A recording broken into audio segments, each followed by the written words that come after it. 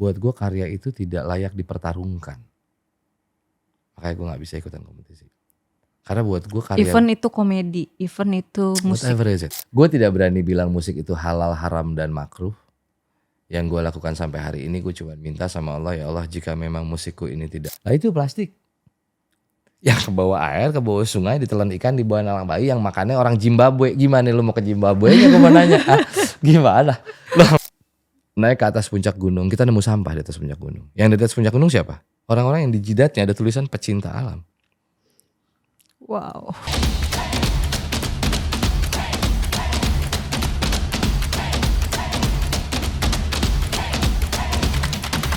Hai, kembali lagi di Retorika Show bersama gue Mega Salsabila. Hari ini gue kedatangan senior stand up comedian. Dia juga seorang musisi yang Apa? Yang apa ya? Nanti dia jelasin sendiri ya. Selamat datang Bang Fikri Rasta. Halo Bang Fikri. Hai Mek, sehat? Alhamdulillah sehat. Kelihatan sih lu sehat ya? Iya, Seger. Seger ya? Seger. Bibirnya merah soalnya. Habis makan darahan. Dracula kan seger-seger. Bang Fikri apa aja nih, lagi sibuk apa? Lagi kemarin terakhir baru beres syuting Arab Maklum 3 sih. Wede. Baru beres syuting itu. Nah sekarang lagi sambil nungguin dia tayang, paling menuju promo-promo. Gue sambil mau ngerapin album kedua, Mek. Gak rapi-rapi, gak beres-beres. Album apa? Album musik. Musik. Nah, yang Fikri and My Magic Friend. Project musik gue kan album pertama udah kelamaan tuh, nggak nambah-nambah, bikin lagi deh gitu ceritanya. Kan banyak yang belum tahu nih lu bermusik juga. Iya ya. Iya. Taunya Fikri Rasta komedian Arab gitu. Iya ya. Dan rata-rata taunya juga gue cuman stand up comedian ya. Iya. Gak ada yang tahu gue di syutingan ya. Musik belum pada di tahu. Di film juga. gak ada yang tahu, di musik gak ada yang tahu. Iya serius dah. Katanya karena muka gue beda. Oh iya. Kalau di film gitu baru orang. Atau mungkin karena terlalu mirip Alex Sabat kali, terlalu mirip. Tukar-tukar gitu. Tapi nama band lo apa sih Bang? Fikri and My Magic Friend. Nah dia itu alirannya apa? Nah itu tuh Mengko kalau ditanya aliran tuh suka bingung gue. Karena unsurnya banyak sebenarnya. Jadi kan proses gue bermusik tuh dulu sempat ngepunk, sempat reggae, sempat hip hop, sempat rock and roll gitu-gitu. Terus sekarang tuh kayak udah capek dengan suara yang terlalu hingar-bingar. Jadi akhirnya gue sekarang lebih ke akustikan. Oke. Gitu. Mungkin lebih kemarin, ya bukan gue bilang sih, ada beberapa yang bilang jatuhnya gue kayaknya lebih tepatnya disebutnya alternatif folk. Gitu, folk tapi ada unsur reggae-nya, kadang ada beberapa lagu yang ada nge-rap-nge-rapnya gitu. Hasil dari perjalanan aja sih gue coba satuin dalam bungkusan akustik gitu. Oh, tapi lu udah pernah nyoba banyak-banyak genre? Iya, gue pernah beberapa kali gue pindah-pindah tuh. Awal-awal mah reggae lah. Reggae hip hop terus rock and roll. Terakhir kan Maroker Kasarung tuh emang Ferdi Elemen juga pernah. Iya. Gitu. Seru ya. Tapi yang paling gue tahu ini balonku versi Arab. Tuh materi pertama yang sampai hari ini masih menghasilkan duit itu. Iya. Masih. Gue nggak tahu kalau stand up tuh ada yang request nggak sih? Maksudnya kayak di request materinya. Kadang ada. Ada ya. Nah, gue termasuk yang dapat requestan tuh, kadang balonku di request tuh. Bang, materi balonku gak masih interkelas ya, boleh gitu Mike. Materi lu udah kemana-mana tahu ya itu ya. Padahal di TV udah berkali-kali lo itu. Tapi masih pecah aja, gue masih suka nonton lu bawain materi itu. Iya, kenapa ya? Gak tahu. Mungkin gak karena di situ itu salah satu materi gue yang gue nanting tulus gitu. Dan gue itu sepakat emang itu lucu. Gue sendiri tuh ngerasa emang lucu sih ini materi itu materi. Walaupun didengar berulang-ulang. Iya gitu. Masih lucu aja. Guanya pun enjoy gitu. Guanya pun ngebawainnya kadang suka nyengir sendiri, suka ketawa, pengen ketawa sendiri gitu. Aduh, kan ada ya komik-komik yang dia udah nggak enak ngebawain materi lama gitu, kayak udah nggak ada feel-nya. Kalau lu masih ada. Masih gue. Mungkin karena basic gue di musik, Mek. Sudah terbiasa mengulang karya yang sama dari panggung ke panggung. Jadi nggak kalau teman-teman stand up comedy kan rata-rata kan materi yang udah pernah dibawain dia udah taruh gitu. Kalaupun dibawain kapan-kapan gitu. Dia mengejar untuk ada materi baru lagi. Sementara musik kan nggak mungkin gitu ya, nggak mungkin beres dibawain besok satu panggungan bawain lagi, orang nggak ada yang tahu lagu kita, jadinya nggak apal-apal kan. Nah karena gue hidup di musik memang dari awal, dari zaman SMP udah band-bandan, jadi udah terbiasa dengan mengulang karya yang sama di beberapa panggungan. Kayak zaman Maroker Kasarung aja. 5 tahun, 1 album, panggungan tuh dari 5 tahun tuh hampir 3 tahun tuh panggungan padet. Kalau dikalkulasiin gitu ya, itu hampir 3 tahunan tuh panggungan tuh hampir ya paling kayak seminggu kita cuman kosong 2 hari gitu, sisanya manggung gitu. Dan itu membawakan karya yang sama. Iya benar. Nah, itu kan harus dibawain dengan energi yang sama ya, harus dibawain dengan rasa yang sama, mood yang sama gitu. Kayaknya karena terlatih di situ kayaknya. Penyanyi nggak boleh bosan berarti ya? Iya. Moodnya harus terus sama sama lagu itu. Soalnya kan kalau musik itu menurut gue ya, ini menurut gue, sepertinya musik itu memang salah satu karya yang dibawain itu harus selalu dengan rasa yang sama. Kalau enggak nanti keterimanya pasti akan beda. Itu kayak lo bayangin kalau Iwan Fals nyanyiin lagu Bento tapi males-malesan kayaknya malas juga. Enggak nih kayaknya dia udah nggak marah. Lebih dia ke kayak hoka-hoka Bento nih. Iya, kayaknya Doi nggak marah dah gitu, kayaknya nggak kesel dia gitu. Tapi kalau dibawain dengan lagu dengan energi yang nyelenehnya dia, dengan amarah yang emosi yang tepat, akhirnya Bento mau dibawain sampai kapanpun orang masih. Berarti berbanding terbalik ya sama stand up malah ya. Kalau orang kan nonton kita stand up, kalau itu udah pernah dia kayak sebel gitu kan, itu udah pernah gitu. Iya. Tapi gini nggak sih kayak kembali ke kitanya nggak sih, Mek? Maksudnya kayak kalau di gue kan itu tidak berlaku tuh jadinya. Iya. Kayak gue membawakan materi yang berulang-ulang beberapa kali ya orang masih ketawa-ketawa aja. Kalaupun ada yang gak ketawa ya 1-2 orang lah, itu kan hitungannya kayak gak mungkin gue bisa membahagiakan semua orang gitu. Dari setiap panggungan kita dari 100 orang yang nonton ya kali 100 yang happy, enggak lah, pasti ada 1-2 orang yang gak kena gitu di beberapa materi. Nah gue udah berdamai dengan itu duluan tuh di musik. Tapi kan penontonnya mungkin gak berlaku di lu tapi berlaku di penonton. Penonton tuh suka komen, misalnya komen di YouTube atau apa, ini mah udah pernah denger gitu. Beda sama penyanyi kan kalau setiap panggung lagunya itu lagi nggak pernah komen gitu. Nah itu tadi gue bilang itu nggak berlaku di stand up gue gitu. Maksudnya komentar yang dari penonton ya alhamdulillah ya masyaallah tabarakallahu fikum. Dari penonton juga komentarnya masih gitu, gila ini materinya dibawain berulang kali, gue udah pernah nonton masih ketawa anjir. Nah gitu responnya kalau lu kan. Gitu. Maksudnya kan berarti ada kemungkinan toh semua kembali lagi ke kitanya. Di saat kita ngebawain karya kita tuh, kalau kita ngebawain yang nggak pakai roh kita juga nggak pakai rasanya, sebagus apapun materinya, kalau si komikanya tidak membawakan dengan all out dan intuisi ke si materinya benar, gue rasa nggak akan dapet. Oh berarti itu tergantung feeling-feelingan kitanya aja ya, yang ngebawain materi yang sama di tempat yang berbeda. Iya, kayaknya gitu deh, Mek. Kayaknya di saat lu pengen bikin orang ketawa karena materi lu juga harus ikutan ketawa gitu, harus happy juga gitu gak sih? Yeah. Gue sih ngerasanya gitu ya. Kalau gue sih merasa begitu. Kayak mungkin bisa jadi mungkin gini, di saat lo mengurang materi yang sama, nggak kena itu karena dari awalnya lu udah ragu, aduh gue masih bawain materi yang sama kena nggak ya? Iya. Terus orang bosen nggak ya? Karena kekhawatiran itu, jadi energi lu nya juga jadi nggak maksimal. Sementara kalau kekhawatiran itu tidak lu tanemin di dalam diri lu lepas aja bodo amat. Pokoknya gue tahu materi ini lucu gitu dan tujuan gue ingin menghibur orang, tujuan gue ingin membuat orang lain tertawa. Sepertinya kemungkinan besar kita akan tertawa bersama gitu. Orang bahkan lupa kalau itu udah berkali-kali kita bawain ya. Iya. Oke. Berarti yang diperbaiki sebenarnya moodnya lagi. Kitanya. Mood kita lagi. Makanya kan kalau gue ketemu anak-anak selalu nanya, Kang ada saran nggak gitu? Kalau ngomong teori, teknik apa segala macam, kayaknya lu masih bisa cari ke yang lain gitu. Tapi kalau lu nanyanya ke gua, yang gua selalu kasih saran ke teman-teman, nikmatin panggung lu. Karena itu gua bisa berani bilang, gua pastikan kalau lu sudah bisa menikmati panggung lu, sisanya tuh tidak akan terlalu sulit. Akan cukup mudah untuk lo anterin sisanya. Karena lu udah enjoy di atas panggung, lu suka panggung lu. Kayak nggak apa-apa narsis kalau lu bisa mempertanggungjawabkan kenarsisan lu di atas panggung. Kayak gue di atas panggung memang gue kayak pulang ke rumah aja gitu, happy, gue nyaman. Gue bikin orang nyanyi gitu, gue bikin orang merenung dari lagu-lagu gue bikin orang ketawa gitu, gue happy, gue seneng ngelakuin itu gitu. Gue ngerasa ada manfaatnya buat orang. Bayangin kalau lu mungkin pernah ngerasain kerja di mana lu udah nggak ada rasa lagi di kerjaan lu itu gitu, kayaknya kesiksa banget di atas panggung.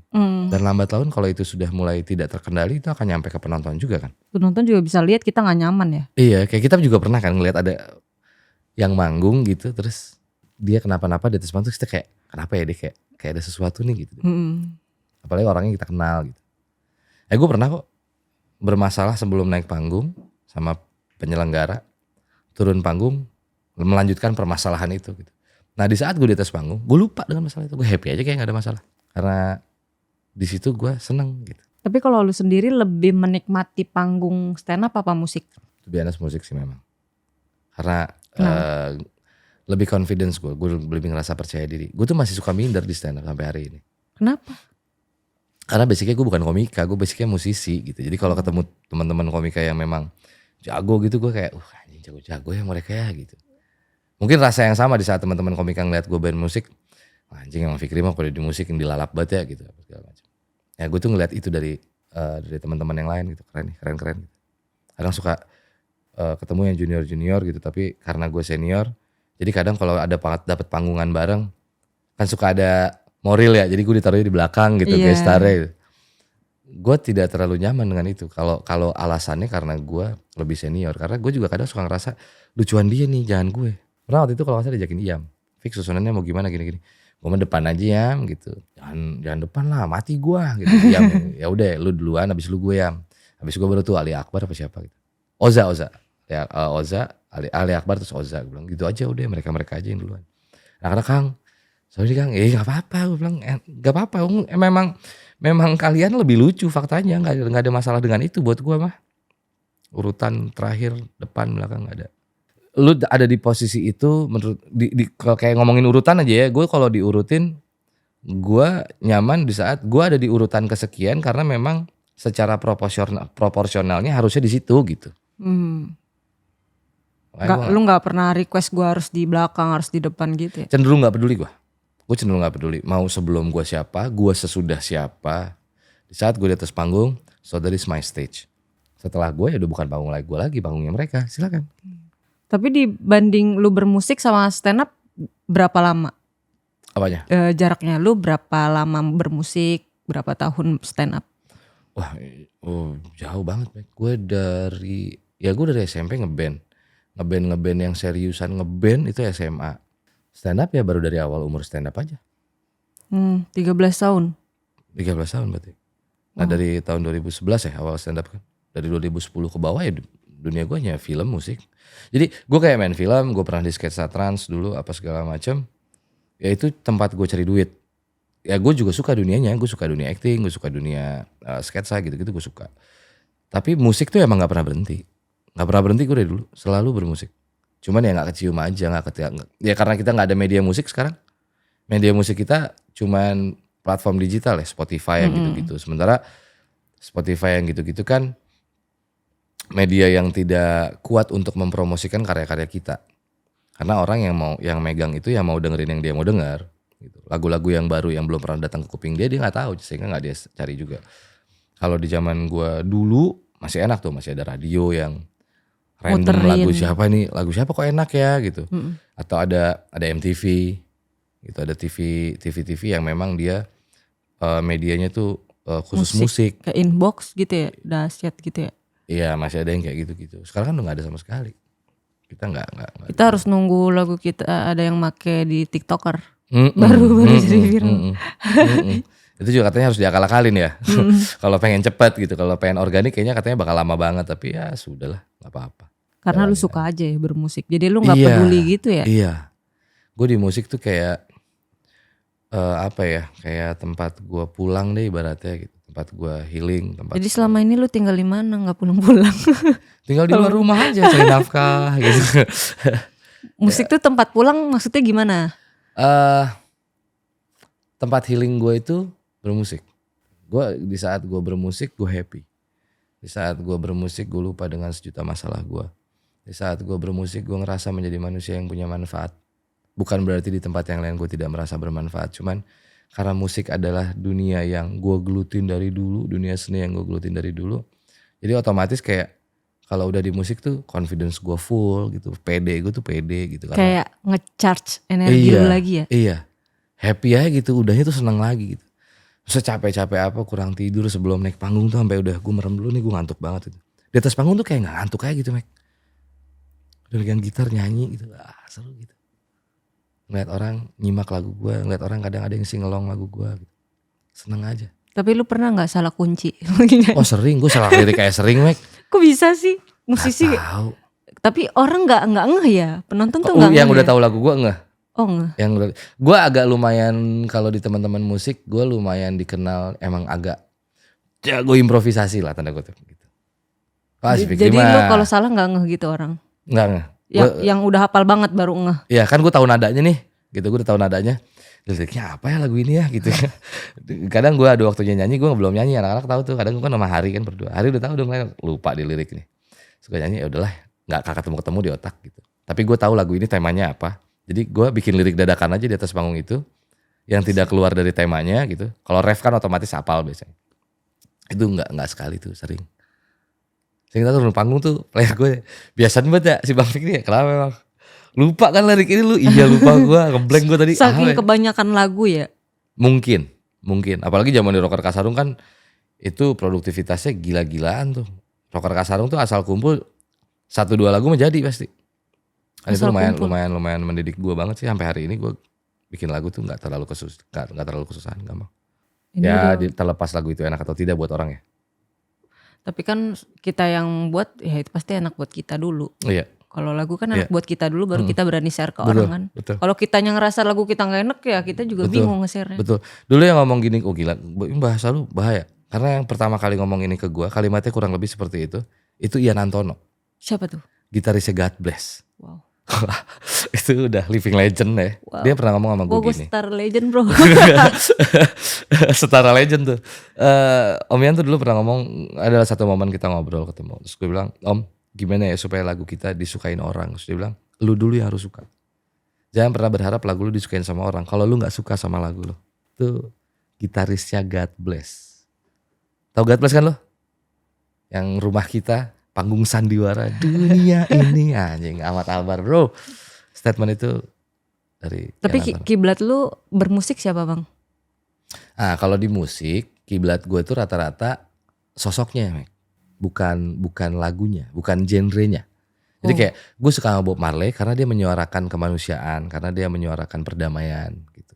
Gue suka sama Iwan Fals gitu. Gue suka sama John Lennon, gue suka. Jadi bukan lagunya yang membuat gue suka sama mereka, tapi sosoknya.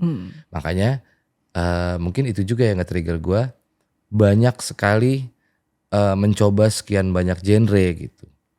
Kayak Kang Iwa, kalau nonton Kang Iwa tahu gue dah dia gitu. Kenapa gue mengidolakan dia sampai kenal, sampai pernah sepanggung bareng sama Kang Iwa dulu zaman-zaman nge-rap. Ya, karena gue mengidolakan dia karena dia punya mindset yang serupa sama gue gitu. Kayak kita bukan luar negeri, kita ini bukan Amerika, kita ini bukan Brooklyn, kita ini Indonesia. Jadi nge-rap ya nge-rap aja, tapi nggak usah saling benci satu sama lain kayak di luar negeri. Itu bukan budaya kita.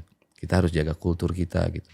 Kang Iwa rapper yang bisa terbilang dia yang mempopulerkan rap di Indonesia, tapi gue belum pernah sebelum Kang Iwa rapper yang nge-rap pakai bahasa Sunda gitu dengan bangganya dan keren gitu. Nah gue tuh mengidolakan Iwanya, bukan lagunya dulu nih, Iwanya dulu. Gila keren nih orang gitu ya, nggak ragu, nggak malu pakai bahasa Sunda dengan pedenya dia gitu. Sampai akhirnya dia bisa satu panggung sama salah satu legend Benyamin Sueb, salah satu panggungan dia dulu gitu. Itu ngeliatnya gue kagum gue sama orang. Nah gue tuh rata-rata gitu, Mek. Iya. Ke sosoknya. Jadi melihat seorang musisi itu yang gue lihat ideologinya. Oh dia tuh mikirin gini ya gitu. Kayak seorang Bob Marley yang dengan cerita dia pernah marah mecat manajernya karena manajernya culas. Dan yang bikin dia marah bukan karena duit dia diambil, tapi kan lu tahu gue tuh nyanyi, duit gue tuh gue bagi-bagi ke tetangga gue yang susah, ke player-player gue yang hidupnya belum layak gitu, ke kampung halaman gue buat masyarakat di sana. Marley kan gitu bang. Aku tuh yang wah anjing gue pengen kayak gini nih gitu, bisa jadi orang yang manfaat lewat karya-karya gue gitu. Dengan The Doors sama si vokalisnya siapa, Jim Morrison yang menyuarakan penolakan atas peperangan gitu keren. Oh itu yang bikin lu jadi genrenya mencoba banyak genre karena kiblat lu banyak nih ya. Iya karena kiblatnya sosok bukan genre musiknya gitu, sosoknya, tokohnya. Bahkan kayak Rolling Stone, gue suka sama Rolling Stone. Yang membuat gue suka sama Rolling Stone itu bukan Rolling Stone-nya, tapi Keith Richards ya, gitarisnya Rolling Stone. Itu yang bikin gue suka sama Rolling Stone gitu. Bisa rock and roll tapi licknya nge-blues gitu. Boleh banget nih ternyata dia ngacak-ngacak. Toh juga di zaman-zaman itu gak ada yang bicara genre sebenarnya. Setahu gue, koreksi kalau gue salah. Tapi yang gue lihat di era Flower Generation di mana Rolling Stone lahir, James Brown lahir, The Beatles lahir apa segala macam tuh mereka nggak peduli dengan genre. Yang mereka bicarakan waktu itu cuman liriknya pesan apa yang lu bawain kayak Queen gitu. Apa yang lu bawain. Terus sama eksperimen dari musik lu seperti apa sih gitu. Seaneh apa sih anjing bisa ya lu bikin lagu kayak gini gitu. Orang tidak fokus dengan genrenya, orang fokus dengan eksperimen dan ideologinya. Dan menurut gua itulah yang menyebabkan mereka banyak melahirkan di era itu banyak melahirkan musisi-musisi besar yang luar biasa. Karena nggak nutup diri, dan mereka saling tonton. Kayak aduh gue lupa namanya siapa tuh. Jimi Hendrix sama Eric Clapton kalau nggak salah. Kalau nggak salah Eric Clapton. Eric Clapton nggak suka banget sama Jimi Hendrix, tapi Jimi Hendrix manggung dia nonton. Itu gue nggak suka sama orangnya, tapi musiknya gue suka. Gitu. Musiknya gue respect. Musikalitasnya emang gue akuin gitu. Di era itu tuh begitu. Tapi lu tipe-tipe pemusik yang idealis gak sih? Kayak misalkan gue bermusik dan gue pengen sukses di musik gitu. Gue pengen orang dengerin gue banyak. Pernah begitu sampai akhirnya ya sudahlah bismillah aja. Kalau emang rezekinya di sini toh nggak kemana. Tapi jadi sekarang tuh gue di musik lebih ke gini. Gue berusaha memikirkan bagaimana supaya ini bisa menghidupi. Tapi gue tidak mau itu yang menjadi patokan untuk gue bermusik. Jadi sampai nggak sampai energi gue tetap maksimal. Toh kan gue sambil ngerjain yang lain, gue sambil syuting, gue sambil stand up. Tapi pernah ada di posisi tuh? Pengen sukses banget di musik? Pernah, manusiawi banget pernah. Pernah termakan dengan obsesi, gue pengen jadi rockstar sama Rocker Kasarung gitu. Udah nyampe mental gue yang gak kuat. Oh gini ya gitu. Nggak di sini mental gue bukan rockstar nih gitu. Mental gue bukan yang seurakan itu ternyata gitu. Karena gue masih punya barrier nih yang tidak, yang batasan-batasan yang kalau ditanya batasan ini lebih kuat dari musik bahkan gitu. Di musik gue masih harus punya batasan dalam hidup gue. Nah, begitu gue jadi rockstar, batasan yang gue punya ketabrak semua nih. Akhirnya gue jadi nggak nyaman di situ. Mental gue nggak nyampe. Makanya gue kalau ditanya, mungkin itu salah satunya gue cabut dari Rocker Kasarung waktu itu. Oh enggak. Ternyata gue di musik bukan yang loncat-loncatan ya. Gitu. Gue di musik pengen duduk ternyata gitu ya, duduk akustikan, bukan dengan distorsi dan drum gitu. Dan yang kayak gitu-gitu suka nggak? Ya masih gue nikmatin gitu. Gue menikmati semua lagu, tapi gue membawakan lagu gue doang gitu. Oke. Gitu. Berarti lu nggak pernah dong ikut-ikut ajang pencarian bakat gitu? Nggak sanggup gue. Kenapa? Kan dulu lu punya idealis gue pengen sukses di musik, kenapa lu nggak lewat jalur kompetisi? Menariknya ya, gue di street comedy pertama itu ngeblank di atas panggung gara-gara gue taunya telat kalau ternyata itu kompetisi. Gue tidak terbiasa dengan kompetisi. Gue bukan orang yang kompetitif gitu. Karena gue selalu berprinsip orang punya jalan masing-masing. Ini ada sumber rezeki, ayo kita ikhtiar ke sana. Kalau di tengah jalan ketemu temen yang pengen banget dapat itu, bahkan sampai dia pengen dapat ke level itu dan dia melakukannya sampai entah dia sadar ataupun tidak sadar sampai harus memaksakan diri ngikut gue gitu. Gue tuh seringkali memilih mundur, sok daripada lu harus ngikut gue. Lu maju-maju aja gitu. Karena gue yakin kalau emang bukan buat lu, itu buat gue, bakal ke gue, gak akan ke lu. Bagaimanapun ceritanya. Satu itu. Kedua, ini mohon maaf buat teman-teman yang ikut kompetisi, gue tidak menyalahkan itu. Buat gue sah-sah saja, ini hanya untuk gue pribadi. Buat gue karya itu tidak layak dipertarungkan. Makanya gue gak bisa ikutan kompetisi. Karena buat gue karya... Even itu komedi, even itu musik. Whatever is it. Buat gue karya itu tidak layak dipertarungkan. Karena karya itu punya segmennya masing-masing. Enak buat lo belum tentu enak buat gue. Enak buat gue belum tentu enak buat lo. Kayak lo dengerin lagu death metal gitu. Kalau lo gak suka lo kesiksa gitu. Tapi kita gak punya hak untuk menilai death metal tuh gak enak. Gak bisa. Komedi ya lo duduk aja sampai hari ini masih ada yang bisa menikmati kok gitu. Komedi berapa banyak komedian di Paski yang masih hidup lewat komedinya, berarti kan memang ada segmennya aja. Karya mah karya aja, jangan dibanding-bandingin antara karya yang satu dengan karya yang lain jauh lebih baik mana. Oh jadi jauh alasan lu nggak suka ikut kompetisi karena lu nggak mau dinilai gitu ya bang? Bukan gua, kalau lu mau menilai karya gue silahkan monggo. Bukan guanya yang nggak mau dinilai, tapi gua nggak punya mental untuk beradu lewat karya, nggak punya gue mental itu. Kayak gue gak punya mental untuk ngalahin karya lu lewat karya gue tuh gak punya gue. Gue ngerasa kayak bersalah guanya. Gue bukan bilang ini benar dan salah ya. Si kompetisi ini tidak. Ini gue pribadi. Nah mindset gue tuh begitu. Jadi gue gak punya mental buat wah si Mega lucu nih. Gue terus pengen ngalahin lu lewat karya gue. Nah mental gue tuh gak ada. Gue malah jadi terbebani dengan aduh gue jadi takut si Mega nanti malah jadi kalah gara-gara karya gue. Kasian banget ya padahal dia punya mimpi yang sama gini-gini segala. Jadi malah gitu Meg. Malah jadi overthinking. Makanya gue gak pernah bisa.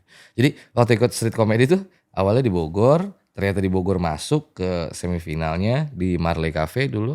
Nah di Marley Cafe tuh gue pikir ini hanya kompetisi seleksi siapa yang bisa manggung di Marley Cafe. Itu kan hal yang lumrah, bukan kompetisi ya. Kayak kalau di band dulu lu registrasi dulu nih. Ngasih CD lu layak gak sih manggung di panggung ini gitu awalnya. Begitu di Marley Cafe, wah boleh nih lu nembus nih, lu bisa manggung di Marley Cafe waktu itu. Ya udah gue manggung. Stand up, beres stand up. Langsung disebutin, oke, finalisnya ini nama gue sebut. Ah kok finalis sih? Iya nanti ada finalnya di FX. Ah ngeblank langsung gue. Ngeblank setengah-ngeblanknya gue. Grogi, tangan dingin, deg-degan. Wah kacau. Langsung berantakan gue itu. Beda ya berarti lu suka manggung karena aku pengen jadi. Ya gue manggung. Ya sederhana, gue cuma pengen menghibur orang. Gue pengen berbagi. Ya kalau yang sering kali sekarang gue sampaikan, mulai berani gue sampaikan adalah gue pengen berdakwah lewat musik-musik gue. Tapi kalau yang bilang musik haram lewat dakwah lewat musik. Gue tidak berani bilang musik itu halal, haram dan makruh. Yang gue lakukan sampai hari ini gue cuma minta sama Allah, ya Allah jika memang musikku ini tidak haram, tidak mendatangkan mudarat, mendatangkan ridhomu, kasih jalannya. Kalau enggak, aku ikhlas, aku ridho untuk melepaskan sesuatu yang paling aku cinta di dunia ini. Kalau memang engkau yang melarang. Doa gue cuma itu terhadap musik. Dan alhamdulillah sampai hari ini panggungannya ada. Ketemu panggungan-panggungan yang memang sesuai, di mana di panggungan itu gue bisa berdakwah dengan leluasa. Rezekinya ada aja buat bikin tour. Lah kok dilalah ada duitnya buat berangkat tour. Gitu. Tapi kalau yang meyakini bahwa itu haram, ya jangan. Toh juga kan di Islam kita diajarin kalau lu ragu-ragu aja udah mendekati haram. Lebih baik jangan dilakukan. Segitu ragu nih, kan ragu belum tentu nih haram halalnya. Kalau ragu ya jangan, ngapain? Kita hidup buat mati kan, bukan hidup buat musik juga gue nggak mau, gue hidup buat mati kok. Kalau emang ternyata musik itu yang membawa gue ke neraka, ya mudah-mudahan Allah segera membuat gue pergi dari musik. Tapi kalau ternyata musik ini yang bisa mengantarkan ke surga, mudah-mudahan Allah ngejagain gue dengan ridhonya Allah. Gue mah gitu aja, sesimpel itu aja lah Mek. Iya nggak sih? Iya sih. Apalagi sekarang kan kayaknya banyak banget ya yang haram-haramin semua hal gitu, kayak stand up haram, musik haram. Perempuan kalau nggak berhijab itu nggak baik. Loh orang berproses, biarin aja. Podcast haram kalau perempuan dan laki-laki bersama. Segala macam. Padahal kita nggak tahu juga kita mati jauh lebih baik atau jauh lebih buruk. Gitu. Kalau itu baik buat lu ambil, tapi lakukan buat lu. Gitu. Kalau lu mampu untuk mendakwahkan itu, ya silakan dakwahkan itu, tapi dengan cara yang baik. Dan Rasulullah juga nggak pernah ngajarin dakwah dengan cara yang tidak baik. Gue mikirnya gitu aja sih. Tapi maksud lu berdakwah lewat musik tuh gimana bang? Apa liriknya mengandung ayat-ayat atau liriknya enggak. Gue belum mengingatkan berani orang tentang suatu hal gitu misalnya? Ya mengajak orang untuk menjadi jauh lebih baik sebagai manusia lah, lebih tepatnya. Cuman tidak ada lirik-lirik yang unsurnya ketuhanan. Artinya gini, dakwah itu kan hablum minallah, unsur itu kan 3 ya, hablum minallah, hablum minannas, hablum minal alam atau hablum min makhluk lah gitu. Kepada makhluk Allah yang lain selain manusia. Nah yang sering kali gue sampaikan lewat lagu gue tuh ini, urusan antara manusia sama urusan antara kita manusia dengan pohon, manusia dengan hewan, manusia dengan air, dengan udara. Mereka kan berzikir ya dalam Al-Quran yang gue tahu gitu. Nah kalau tentang ketuhanan, gue belum berani berdakwah, gue juga masih banyak belajar. Jadi isinya tentang mengingatkan kita manusia sama sesama makhluk Tuhan. Ya, dan menjadilah manusia yang baik sebagai makhluk yang diciptakan Tuhan lah kurang lebih gitu. Kayak ada lagu yang insya Allah lagi mau kita rilis setelah single ini nih, single berikutnya itu menceritakan tentang orang-orang yang zolim banget sama pohon. Gitu. Lu tebang seenak-enak jidat, gitu. Lu tebang dengan keserakahan lu. Gitu. Seolah-olah lu lupa bahwa mereka tuh di padang mahsyar bersaksi loh bahwa ya Allah dia serakah terhadapku gitu. Kan gak tau ya kalau kayak nyokap gue kan orang zaman dulu ya. Kalau nyiram tanaman tuh sambil diajakin ngomong gitu. Dirawat. Iya. Kita melihara hewan. Hewan itu bersaksi di padang mahsyar. Ya Allah dia merawatku dengan baik. Nah itu lagu yang akan kita rilis tuh tentang itu. Maksudnya kita dosa banyak nih ya, kayaknya nebusnya susah. Nah ini lumayan ada beberapa pola yang ternyata bisa nyicil, ngikis dosa kita, nggak berasa nih kekikis nih gitu. Ya mungkin lewat situ gitu. Itu kan dakwah juga ya. Dan yang gue garis bawain di sini, banyak teman-teman yang sepertinya, ya ini yang gue pahami ya, berdakwah itu kan bukan menasehati orang, tapi berbagi kebaikan dan menasehati diri. Paling nggak dengan kita memberanikan diri untuk berdakwah, kita jadi punya barrier nggak sih? Kayak, Mek, sholat yang rajin deh. Tiap hari gue ngomong, lu nya rajin, gue nya nggak sholat. Nah itu kan tujuan berdakwah supaya nggak gitu. Supaya kalau dengan gue ngajak lu sholat, gue jadi malu. Gue udah ngajakin si Mega sholat, masa gue nggak sholat? Gitu, tujuannya dakwah itu. Sama yang gue yakini, yang gue pahami, ya berbagi ilmu. Gitu. Di Islam kan katanya salah satu yang membuat kita susah di alam nanti itu adalah ilmu yang tidak kita bagi-bagi ya. Ilmu baik, ilmu positif yang tidak kita sebarluaskan. Karena ilmu itu kan amanah, salah satu amanah. Nah, kebetulan karena gue lahir dari ibu-ibu yang namanya Bu Nina, mukanya Arab, yang sampai segede gini gue masih dicepret sama dia kalau kagak sholat. Bu Nina. Bu Suka Nina. ada di ujian anak SD tuh. Iya, Bu Nina. Bu Nina, iya. Ini Bu Nina ini agamanya dia sih Sirotol Mustaqim banget. Ilmu yang dia tuangin ke gue banyak banget. Kayaknya ngeberatin gue nih ilmu kalau nggak gue bagi-bagiin ke yang lain. Gitu aja sih sebenarnya, sesimpel itu sih Mac. Sesimpel itu. Dan gue kemas sepop banget gitu. Gue ngemasnya pop banget supaya karena target gue ke teman-teman gue yang masih seumuran gue yang masih pada bandel mungkin gitu. Ke adik-adik gue yang masih pada dengan obsesinya gitu. Karena target gue ke mereka, jadi ya gue juga bukan mau tidak mau tapi harus mau mengalah, kan tujuannya berdakwah nih yang utama. Gitu. Jadi akhirnya gue mengalah dengan gue bungkus dengan pop gitu, lebih pop lagunya, lebih gampang dinikmatin gitu. Gitu Mega. Keren juga lu Bang. Gue masih belum tahu cara menyalurkan apa yang gue punya, kayak ilmu yang bermanfaat yang lu punya lu salurkan lewat musik. Nah, Ini? Kalau gue belum tahu menyalurkannya lewat mana. Ini apa? Ini kan salah satu cara lu. Ini kan lu berdakwah juga. Kan gue selama bulan puasa lumayan ngikutin konten lu juga ya sama beberapa ulama ada ini. Itu kan sama, lu juga ikutan berdakwah di situ. Si ulama ini sedang menasehati lu, mengajarkan lu, memberikan ilmunya kepada lu. Tapi secara bersamaan lu memberikan ilmu itu kepada orang yang lagi pada nonton. Itu juga dakwah. Oh iya. Iya. Berarti selama ini gue udah berdakwah langsung gitu. Insya Allah ya. Menurut gue yang gue yakinin insya Allah ya. Kan kadang berdakwah juga nggak harus lewat mulut, kayak lu berbuat baik sengaja lu lakukan di depan orang lain untuk mencontohkan orang lain, itu juga dakwah. Kayak ada sampah, orang nggak ada yang peduli, lu datang ambil tuh sampah, lu ambil, lu taruh ke tempat sampah, dan lu sengaja melakukan itu supaya orang di sekitaran lu ngelihat. Itu dakwah juga. Iya, tapi gue sebelum ngambil gue omelin dulu yang buang sampah. Itu dakwah nggak? Ya itu dakwah sambil ngomel nggak apa. Itu kodratnya perempuan deh. Kodratnya perempuan kan gitu emang kudu ngomel. Kalau nggak ngomel kata bokap gue bukan perempuan. Tapi jangan keseringan ya, puyeng kalau keseringan ngomel. Tapi emang gue suka kalau nemu sampah suka gue ambil, tapi gue sama orang yang buangnya marah-marah dulu. Iya, nggak apa-apa, tegur aja. Yang penting kan teguran kita membuat dia sadar. Jadi negurnya jangan sampai kemakan emosi. Nanti tegurannya cuma hanya sampai batas emosi doang, orangnya jadi nggak dapet. Ya, ada yang nggak denger Bang kalau nggak ditegur. Kayak orang kabupaten nih, ada lahan kosong nih, dibuang sampah di situ, udah jelas ditulis nggak boleh buang sampah di situ. Gue lewat kan, buang sampah, ambil nggak? Gue foto nih, gue viralin lu. Kagak diambil malah kabur. Terus gue lihat besoknya udah numpuk semua di situ. Giliran besok banjir nih, nyalain pemerintah gitu. Maksudnya nggak apa-apa lu nyalain pemerintah kalau perilaku lu udah bener dulu, nggak buang sampah sembarangan. Bener. Gue sepakat sama yang kayak gitu-gitu, dengan pemikiran-pemikiran seperti itu.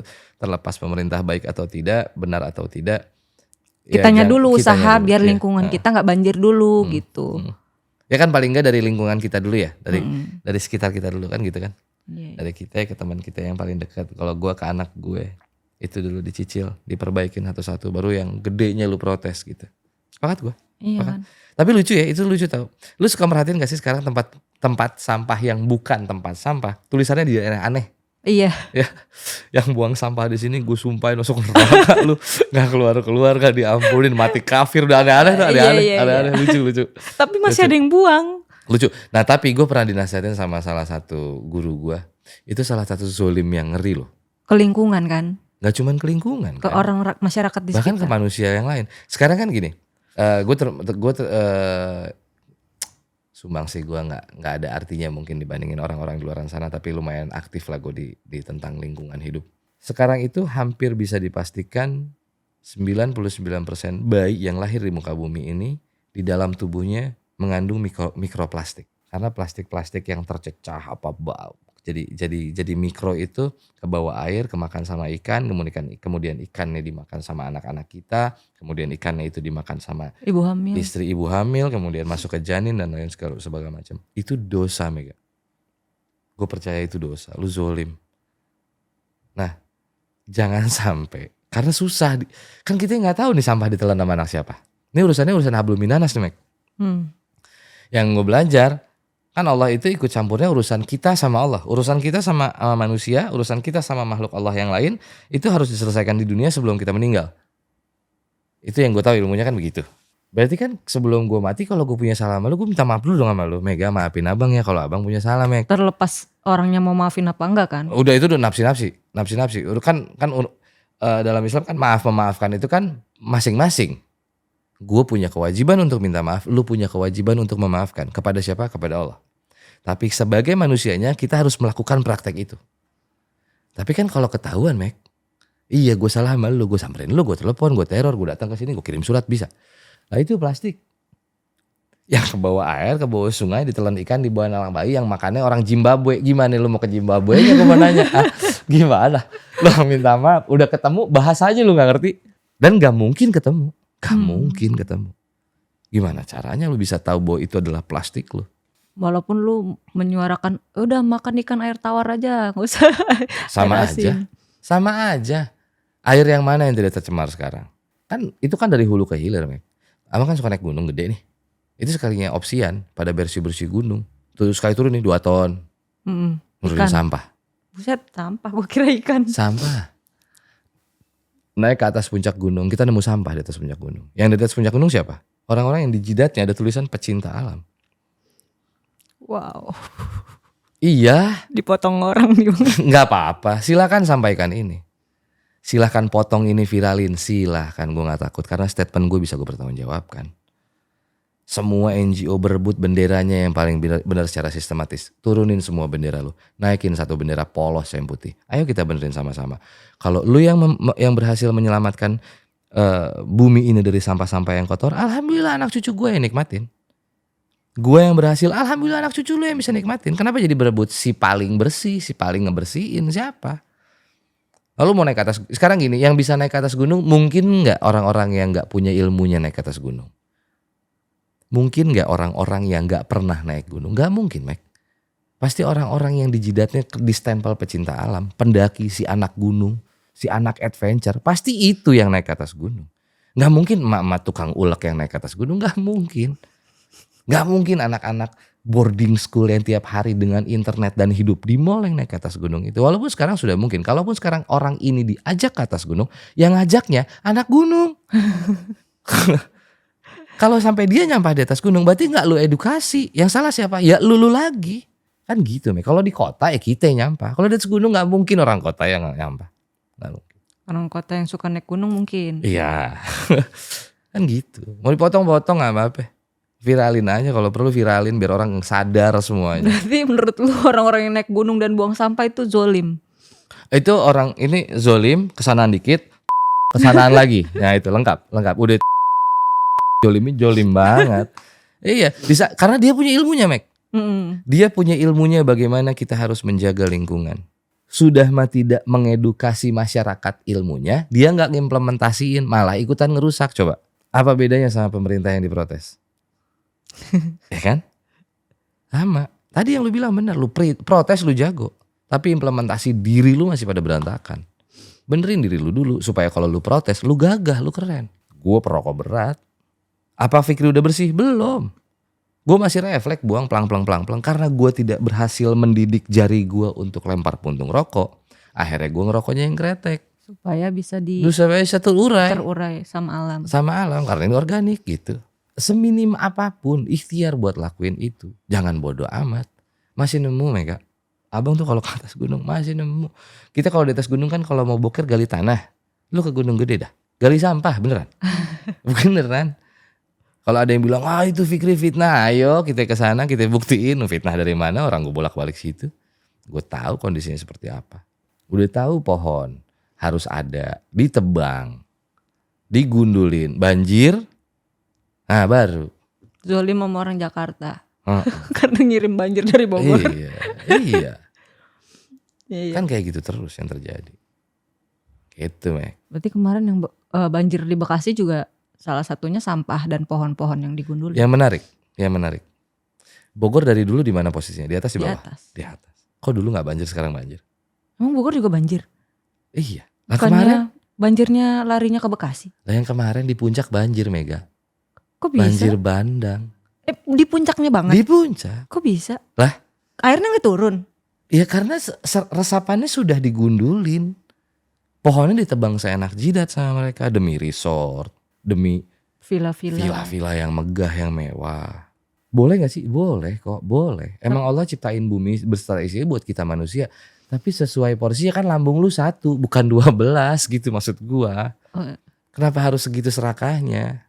Gue punya tanah 1000 hektar. Belum tentu tiap hari lu nikmatin tuh 1000 hektar. Kalau anaknya 12 berarti lambungnya 12 bang. Ya sekarang lambungnya 12 tapi kan seorang 1 tetap. Faktanya kan kagak Mega. Satu lambung dipaksa 12 lambung. Dipaksa kan begitu keadaannya. Itu di puncak banjir Meg. Lu cari deh di internet. Ada viral itu. Sebelum kemarin Bekasi banjir tuh puncak udah banjir duluan. Makanya kadang gue suka ketar-ketir. Ya Allah ini kalau Bogor gini-gini terus sampai bener-bener banjirnya serius di Bogor. Jakarta bisa tenggelam ini. Rumah temen gue di Bekasi kemarin udah lantai 2. Biasanya kalau banjir dia ngungsi di lantai 2. Sekarang lantai 2-nya udah tenggelam kemarin. Jadi kemarin banjir itu emang lebih parah kondisinya. Iya. Kenapa seperti itu? Karena sudah tidak ada yang peduli lagi betapa pentingnya. Mega, bumi kalau gak ada manusia hidup gak sih? Hidup lah. Ya, hidup. Manusia kalau gak ada bumi? Gak ada. Nah keserakahan ini kan kayak misi bunuh diri gak sih? Hutan digundulin. Nanti oksigennya kelar kita. Lu mau hidup kayak di film-film gitu yang oksigen beli? Kemana-mana bawa tabung, bawa ransel ya gue lagi malas aja suka bawa tabung nanti besok-besok kan repot. Dan keserakahan itu tidak disadari sama mereka-mereka yang serakah ini bahwa itu akan mengimbas ke anak cucu lu. Makanya gue sering bilang orang-orang yang seserakah ini itu manusia yang tidak lagi manusia. Kenapa? Dia sama anaknya juga gak peduli. Karena di saat lu ngerusak lingkungan efeknya itu akan dinikmatin oleh siapapun. Gak tebang pilih alam itu. Tsunami datang gak tebang pilih, gempa datang gak tebang pilih, banjir bandang datang gak tebang pilih, longsor datang gak tebang pilih. Dan lu gak bisa nyeting, oke besok tanggal 15 itu jam 2 di koordinat sekian bakal ada longsor ya. Gak bisa Mega, gak bisa. Gak bisa, semua diprediksikan. BMKG juga memprediksikan. Tapi kalau Allah bilang jadi. Dan Allah bisa menjadikan itu iya. Karena apa? Karena salah satunya ulah manusia. Bumi ini udah muak sama manusia dari zaman Rasulullah. Lu pernah denger gak? Ada gunung, koreksi gue ya yang nonton kalau gue salah di kolom komentar. Seingat gue intinya gunung itu pernah mengucapkan minta Rasulullah itu buat bilang Rasulullah doa sama Allah, gue hancurin diri gue karena gue udah muak sama kelakuan manusia. Itu zaman Rasulullah Mek. Apalagi sekarang gak kurang muak. Apa bumi ya manusia deh. Lu ya mentang-mentang sama Allah diciptain buat menikmati gue. Bener-bener lu nikmatin seenak jidat. Kayak gak ada hari esok gitu. Manusia zaman sekarang tuh kayak anak kecil yang dibeliin es krim. Dibeliin 10 hari itu habis 10. Dibeliin 1 hari itu 1 happy dia padahal. Tapi begitu kasih 10 kayak gak happy kalau cuma 1. 10-nya harus makan sama dia. Besoknya kurang. Dikasih permen 1 dia happy. Dikasih permen 10 dia happy. Tapi habisnya di waktu yang sama. Itu anak kecil. Anak kecil mana kecil. Nah sekarang kalau udah dewasa mereka gak main-main. Serem. Oh udah ngomong lingkungan ya. Ngeri banget. Apalagi gue yang termasuk yang agak sering main ke hutan gitu. Ngelihat yang tadinya enak napas jadi gak enak. Ke puncak sekarang udah bukan kabut tapi polusi. Bogor gue kecil dulu jam 8 malam tuh kita pakai jaket. Jam 8 pagi berangkat sekolah tuh masih ada kabut. Jam 7 pagi masih ada kabut. Sekarang boro-boro kabut. Gedung ya semua di mana-mana. Pakai jaketnya gerah ya? Gerah. Gak pakai jaketnya gerah Mega. Jangan pakai jaket Bogor. Iya. Gak pakai jaketnya gerah sekarang di Bogor. Bayangin. Tapi malah tempat-tempat yang kayak air terjunnya, gunung-gunung itu kan jadi tempat wisata ya. Sebenarnya kan gak apa-apa juga Bang. Gak apa-apa, boleh. Boleh gue ngedidik anak-anak gue untuk main selalu, liburan tuh selalu ke alam. Bagus. Ada istilahnya grounding. Lo kalau main di hutan, di alam terbuka, nyeker deh coba. Ada energi yang saling bersinergi di antara kita sama energi alam. Dan itu ilmiah sifatnya. Karena ada magnetnya, ada unsur nutrisi di tanah kita yang mungkin nanti masuk ke pori-pori kaki kita dan segala macam. Itu sangat bagus sekali. Yang nggak bagus itu kan di saat alamnya sudah dieksploitasi. Air terjun bagus banget. Iya. Dibeli lahannya sama dia, disewa, dibikinin kolam renang. Dia ada apa? Kolam renang mau ke Ancol kan ada itu kolam renang. Kenapa jadi sekarang air terjun lu tambahin kolam renang buat apa? Nyeker di air terjun yang keinjek plastik kokokran Iya. gitu. Udah nggak sama Beli bumi kadang lagi. sampai sobek kaki orang karena kaca. Gimana lu minta maaf itu sama orang yang cedera gara-gara sampah lu? Tapi kita kan nggak bisa apa ya bang? Nggak bisa mengontrol orang lain gitu. Mengontrol Betul. perilaku Sepakat, orang. Iya, sepakat. Tapi diam salah. Masalah itu kan diam itu salah, Mega. Gue bukan lagi yang pengen ngontrol dia, lu begini, enggak. Tapi kalau kita ngomong nih ada orang buang sampah, buang sampah di tempat sampah, si paling sok cinta lingkungan gitu. Gak peduli. Dari 10, nggak usah muluk-muluk, berharap 1 aja udah alhamdulillah, Meg. Jadi 2an. Kebayang kalau semuanya berpikirnya gitu, ntar gue dinilai. Nggak akan ada lagi orang yang ngingetin lambat laun. Kan mindsetnya gitu ya. Kita ngasih tahu ke 10 orang. Yang nyangkut cuma 1. Tadinya kita cuma jerat-jerit sendiri, jadi 2an gara-gara yang 1 nyangkut. Tapi kalau ini dilakuin terus jadi ber3, jadi ber4, jadi ber5, jadi ber6, jadi terus akan bertambah. Tapi kalau kita mulai merubah mindset kita, capek gue kalau ngomong nanti gue dibilang si paling lingkungan hidup nih, si paling bersih, udah. Kita milih berhenti. Ya berarti hukumnya kebalikannya yang tadi. Berkurang, habis. Yang terjadi apa? Banjir tuh kemarin. Kenapa? Karena yang menyuarakannya tuh mulai hopeless, mulai capek aku ngomong lu nggak ada perubahan. Kalau abang minimal nggak usah berharap perubahan, tapi di Padang Mahsyar lu dipertanggungjawabkannya enak. Lu di dunia termasuk manusia yang mana? Termasuk manusia yang merusak atau termasuk manusia yang berusaha tidak merusak? Dengan cara lu mendakwahkan itu, mensyiarkan itu. Kayak abang selalu bawa Palestina kemanapun abang pergi. Kenapa? Paling tidak di Padang Mahsyar kalau Allah nanya, lu ngebelain Palestina nggak ngebelain ya Allah? Kalau kita nggak bawa-bawa, tapi diem-diem aja, tapi doain aja. Kalau kita punya kapasitas untuk bicara, kita wajib bicara. Salah hukumnya kita diam. Kita public figure kok. Public figure itu bukan untuk dinikmatin sendiri. Semakin besar nama lo, semakin lebar nama lo, semakin banyak lo diketahuin orang, semakin besar kewajiban lo untuk menyebarkan kebaikan. Karena kalau yang ngomong Fikri hari ini nggak akan sebanyak kalau yang ngomong Mega. Itu faktanya. Fakta hari ini. Kalau bicara popularitas, Mega lebih populer daripada abang. Lu lebih wajib daripada gue. Karena kalau gue yang ngomong paling ngedengerin 10 orang, Meg. Followers lu jauh lebih banyak daripada gue. Fungsinya populer buat apa kalau bukan buat itu? Kalau populer cuma buat mewah-mewahan doang, gampang. Sepele itu mah. Lu bikin cerita viral aja terkenal. Selesai. Dan miris banget, memang. Kalau yang orang terkenal ngomong, didengerin. Bagian orang gak terkenal ngomong, apa sih lu? So tau. Miris memang. Tapi kalau sudah memang harus begitu caranya, ya sudah gak apa-apa. Begitu aja. Kalau si Fikri yang ngomong, lebih banyak dicibirnya. Gak apa-apa. Tapi jangan sampai si Fikri berhenti bicara gara-gara dicibir orang. Begitupun sebaliknya Mega. Kalau si Mega ini, misalnya katakan si Mega mah orang kosong nih, otaknya kosong. Tapi yang diomongin baik. Ya gak apa-apa, gara-gara Mega yang kosong ini ngomongin perihal baik, ada ribuan bahkan puluhan bahkan bisa jutaan followersnya Mega yang bakal jadi ikut sama Mega. Jangan Meganya yang dipatahin. Itu termasuk salah satu yang selalu gue speak up tuh. Kayak gue inget dulu kalau gak salah tuh pernah ada campaign isu lingkungan hidup. Terus Awkarin, inget gak sih? Awkarin viral tuh. Dia mah pencitraan gini segala macam, cuma nyari sensasi. Kenapa lu serang? Udah biarin. Dia mau bener kek, dia mau pencitraan kek, dia tuh lagi nyontohin jutaan followers dia buat mungutin sampah. Jangan lu lihat Awkarinnya, lu lihat dampak ke bawahnya. Tapi kalau Awkarinnya nanti berhenti, orangnya juga pada ikutan berhenti. Paling enggak ada 1, 2, 3 hari orang ikutan benerin sampah. Gue pernah ngobrol sama Robby Navikula. Kebetulan Navikula tau kan? Siapa? Navikula. Band Bali itu, band Bali. Oh iya. Ada Navikula. Pencinta lingkungan juga.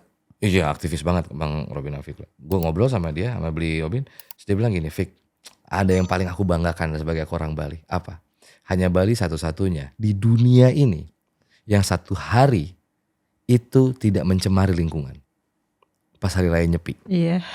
Oh iya lagi gue bilang, yo iya gitu.